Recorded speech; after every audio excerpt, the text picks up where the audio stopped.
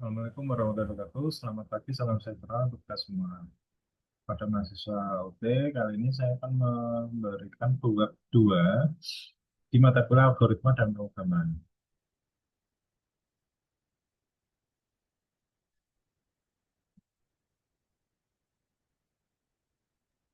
Oke. Jadi di inisiasi tutorial 2 ini terkait struktur dasar algoritma ya.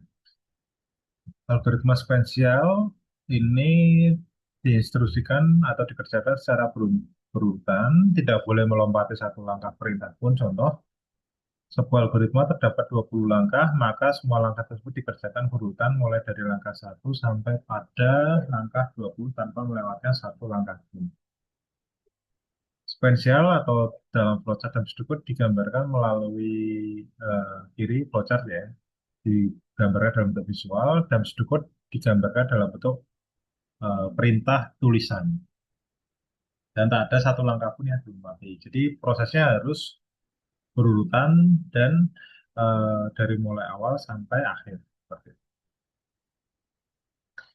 Algoritma seleksi digunakan apabila menemukan atau memiliki kasus dua atau lebih alternatif penyelesaian kekosongan.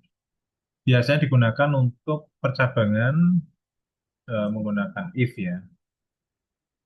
Contoh dalam flowchart dan berikut, kalau dalam lihat kiri ada flowchart dimulai, terus kemudian ada percabangan jika variabel usia itu lebih dari 17, maka cetak.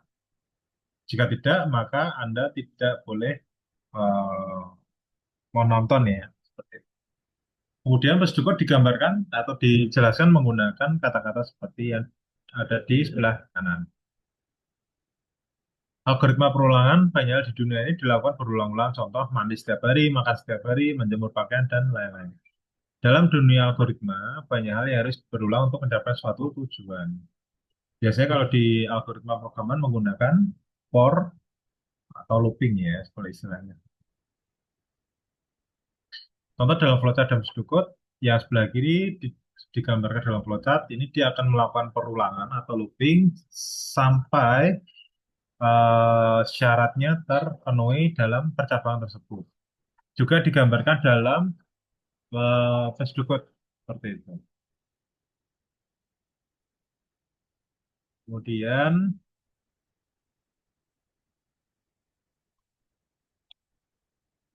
membahas terkait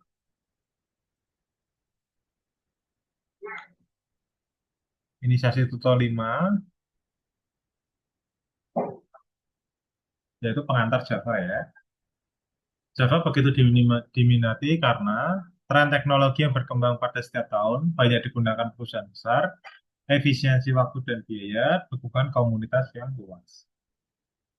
Sejarah rilis Java pada 1996 itu ada JDK kita 1996, JDK 1.10, 1.0, 1997 yaitu JDK 1.1, kemudian sampai 2018 yaitu Java SE 10. Konsep pemrograman itu terdiri dari dua, yaitu terstruktur dan OP.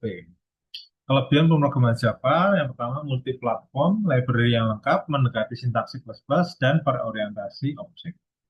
Kelemahannya yaitu fitur tidak kompatibel beberapa platform OS, boros penggunaan memori, mudah didekompilasi. Pada object oriented programming menggunakan Java itu terdiri dari objek, kelas, inheritance, enkapsulasi, abstraction, dan polymorphism. Objek adalah bagian terkecil pemrograman yang memiliki sifat dan karakteristik. Karakteristik objek yaitu mempunyai atribut yang dijadikan sebagai state status. Atribut atau properti adalah identitas atau suatu nilai yang dapat ditulis untuk menggambarkan objek itu sendiri. Objek memiliki metode atau behavior, yaitu sebuah fungsi yang berlaku untuk mengakses suatu atribut dari sebuah objek. Contohnya yaitu sepeda, mempunyai atribut pedal, roda, gigi, kecepatan, warna, jenis, dan lain-lain. Sepeda mempunyai metode yaitu pindah roda gigi, kecepatan bertambah, kecepatan berkurang. Pada OP, objek adalah satu bundel perangkat lunak yang tidak lepas dari status dan perilaku behavior. Status disimpan dalam variabel, sedangkan behavior disimpan dalam method. Kemudian kelas tidak lain adalah atribut properti dan metode yang didefinisikan. Contohnya sepeda memiliki turunan sepeda gunung, sepeda balap, dan sepeda tandem. Kemudian kita lanjut di inisiasi Tuton 3 atau membahas terkait struktur program Java. Pada struktur dasar program Java, itu terdiri dari dokumentasi, package statement, import, interface, kelas definisi, dan main method class. Dokumentasi yaitu penjelasan singkat untuk setiap baris atau blok tertentu untuk menjelaskan fungsi atau baris program. Macam sintaks komentar seperti contoh nomor satu, nomor 2, dan nomor 3. Jadi komentar ini tidak akan dijalankan oleh program, namun bisa digunakan untuk menjelaskan proses dari program tersebut. Package atau paket ya adalah cara untuk mengelola sekelompok kelas, interface, atau subpaket yang didefinisikan dengan sebuah nama tertentu berdasarkan kesamaan atau kemiripan fungsinya. Syarat membuat package yaitu pendeklarasian dan pemberian nama paket. Membuat struktur dan nama folder berdasarkan kemiripan fungsi, memiliki kompilasi kelas sesuai dengan nama paket.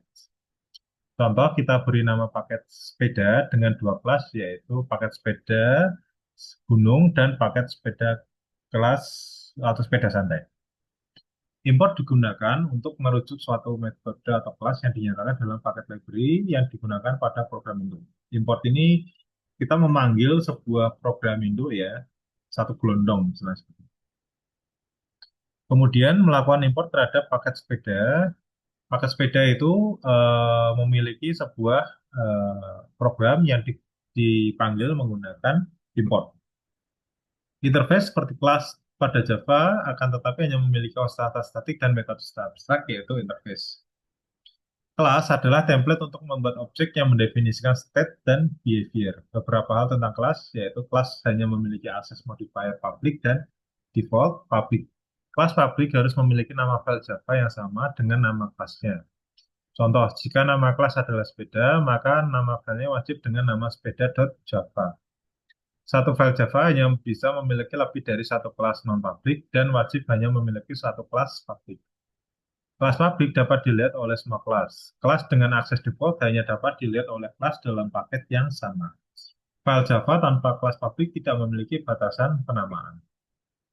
Contohnya seperti ini. Terima kasih. Kita cukupkan sekian. Untuk pertemuan berikutnya akan membahas materi selanjutnya di web 3. Terima kasih. Assalamualaikum warahmatullahi wabarakatuh.